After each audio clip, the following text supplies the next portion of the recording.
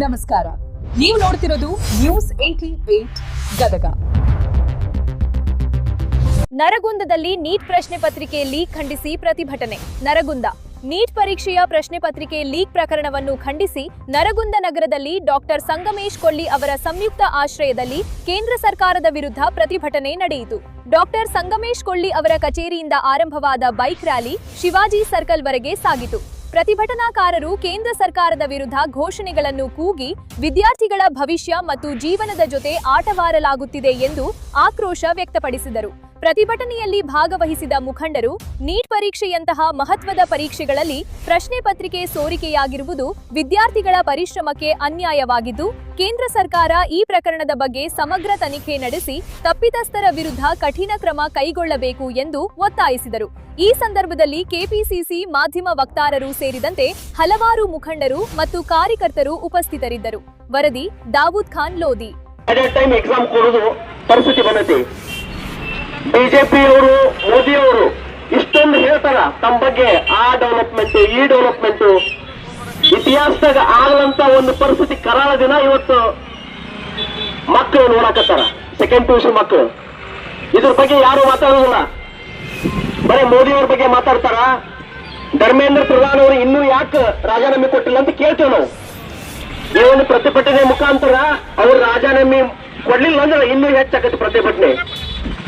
ದೇಶದ ಉದ್ದಗಲಕ್ಕೂ ಕಾಶ್ಮೀರದಿಂದ ಕನ್ಯಾಕುಮಾರಿವರೆಗೆ ರಾಹುಲ್ ಗಾಂಧಿ ನೇತೃತ್ವದಾಗ ಪ್ರತಿಭಟನೆ ನಡೆದೈತಿ. ಎಲ್ಲಾ ಊರಾಗೂ ಪ್ರತಿಭಟನೆ ನಡೆಯಕತ್ತೈತಿ, ಇನ್ನೂ ಹೆಚ್ಚಾಕತಿ. ಧರ್ಮೇಂದ್ರ ಪ್ರಧಾನ್ ಅವರು ಎಲ್ಲಿ ತರ ರಾಜೀನಾಮೆ ಕೊಡೋದಿಲ್ಲ, ಮೋದಿ ಅವರು ಅವ್ರ ರಾಜೀನಾಮೆ ತಗೊಳ್ಳಿಲ್ಲ ಅಂದ್ರೆ ನಾವು ಪ್ರತಿಭಟನೆ ಹೆಚ್ಚು ಮಾಡ್ತೀವಿ. ಅದ್ರ ಜೊತೆಗೆ DK ಶಿವಕುಮಾರ್ ಸಾಹೇಬರು ಮುಖ್ಯಮಂತ್ರಿಗಳು ಇವತ್ತಿನ ದಿನ ಈ ಪ್ರತಿಭಟನೆಯನ್ನ ನಿಲ್ಲಿಸುವುದಿಲ್ಲ. ನೀವು ಧರ್ಮೇಂದ್ರ ಪ್ರಧಾನ್ ಅವರ ಪೇಪರ್ ಲೀಕ್ ಪ್ರಶ್ನೆ ಪತ್ರಿಕೆ ಲೀಕ್ ಆಕತಿ, ಸೆಕೆಂಡ್ PUC ಮಕ್ಕಳ ಪೇಪರ್ ಪತ್ರಿಕೆ ಲೀಕ್ ಆಕತಿ. ಎಲ್ಲಿವರೆಗೂ ನೀವು ಧರ್ಮೇಂದ್ರ ಪ್ರಧಾನ್ ಅವರ ನೀವು ರಾಜೀನಾಮೆ ತಗೊಳ್ಳೋದಿಲ್ಲ, ಅಲ್ಲಿವರೆಗೂ ನಾವು ಅವರಿಗೆ ರಾಜೀನಾಮೆ ಕೇಳುತ್ತಾನು ನಾವು ಪ್ರತಿಭಟನೆ ಹೆಚ್ಚು ಮಾಡ್ತೀವಿ. ಈಗ ಒಂದು 15-20 ದಿನದಿಂದ ಪೇಪರ್ ಸ್ಟೇಟ್ಮೆಂಟ್ ಕೊಟ್ಟಿದ್ವಿ, ಇವತ್ತು ಬೀದಿಗೆ ಬಂದೇವೆ ನಾವು. ಮುಂದೆ ಈಗ ನಾವು ಹೆದ್ದಾರಿಯನ್ನು ಬಂದ್ ಮಾಡಿಲ್ಲ, ಮುಂದಿನ ದಿನ ಹೆದ್ದಾರಿ ಬಂದ್ ಮಾಡ್ತೀವಿ. ಯಾಕಂದ್ರೆ ಜನಸಾಮಾನ್ಯ ತೊಂದರೆ ಕೊಡೋದಾರಂತೆ ಸುಮ್ಮನೆ. ಆದ್ರ ಮುಂದಿನ ದಿನ ಇದು ಸರಿ ಹೋಗ್ಲಿಲ್ಲ ಅಂದ್ರೆ ನಾವು ಹೆಚ್ಚು ಪ್ರತಿಭಟನೆ ಮಾಡ್ತೀವಿ.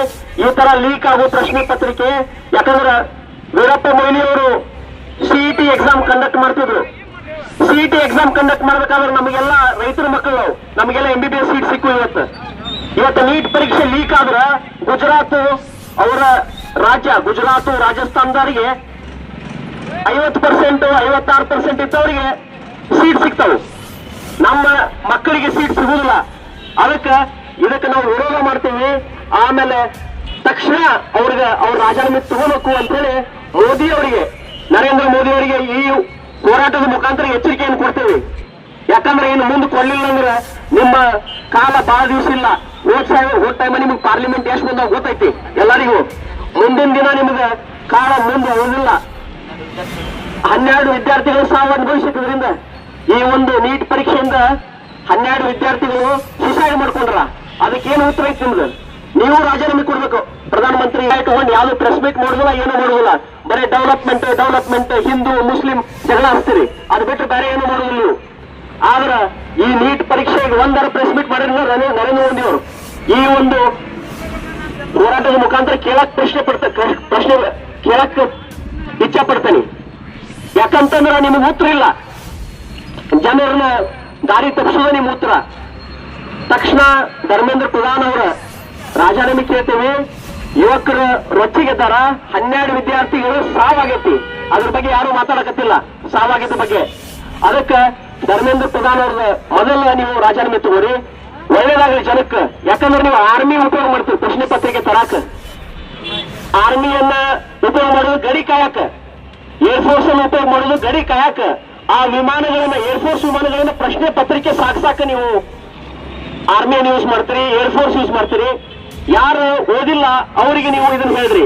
ಆದ್ರೆ ಓದ್ದವರಿಗೆ ನಾವು ಹೇಳಕ್ ಇಚ್ಛೆ ಪಡ್ತೀವಿ, ಈ ತರ ಮಿಸ್ಯೂಸ್ ಮಾಡ್ಕೋಬೇಡ್ರಿ.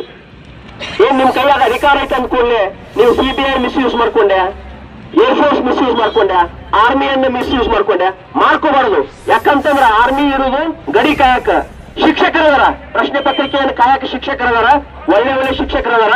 ಈ ಗುಜರಾತ್ ಶಿಕ್ಷಕರನ್ನ ಬಿಡ್ರಿ, ಒಳ್ಳೆ ಶಿಕ್ಷಕರನ್ನ ಹಾಕ್ರಿ, ಅಂದ್ರೆ ಪ್ರಶ್ನೆ ಪತ್ರಿಕೆ ಲೀಕ್ ಆಗುದಿಲ್ಲ.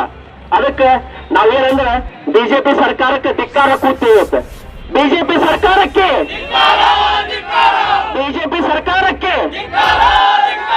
ನರೇಂದ್ರ ಮೋದಿ ಅವರಿಗೆ, ಧರ್ಮೇಂದ್ರ ಪ್ರಧಾನ್ ಅವರಿಗೆ, ನರೇಂದ್ರ ಮೋದಿ ಅವರಿಗೆ, ಧರ್ಮೇಂದ್ರ ಪ್ರಧಾನ್ ಅವರಿಗೆ, ಬಿಜೆಪಿ ಸರ್ಕಾರಕ್ಕೆ ಜೈ ಭಾರತಾಂಬೆ.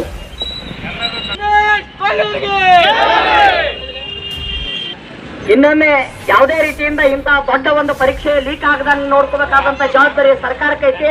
ಅದೇ ರೀತಿ ಮುಂದುವರಿಸಿದ್ರ ಹೆಚ್ಚು ಪ್ರತಿಭಟನೆ ನರಗುಂದ ಆಗಿರ್ಬೋದು, ಭಾರತದಂತನೂ ಆಗ್ತವ ಅನ್ನುವಂಥದ್ದು ಎಚ್ಚರಿಕೆಯನ್ನ ಸರ್ಕಾರಕ್ಕೆ ಕೊಟ್ಟ ಇವತ್ತಿನ ಕಾರ್ಯಕ್ರಮವನ್ನ ನಾವು ಎಲ್ಲ ಬಂದಂತ ನಮ್ಮ ಒಂದು ಕಾರ್ಯಕರ್ತರಿಗೆ ಅಭಿನಂದಿಸಿ ಇವತ್ತಿನ ಕಾರ್ಯಕ್ರಮವನ್ನ ನಾವು ಮುಕ್ತಾಯಗೊಳಿಸ್ತಾ ಇದ್ವಿ. ಸಂಗಮೇಶ್ ಕೊಳ್ಳಿ ಅವರಿಗೆ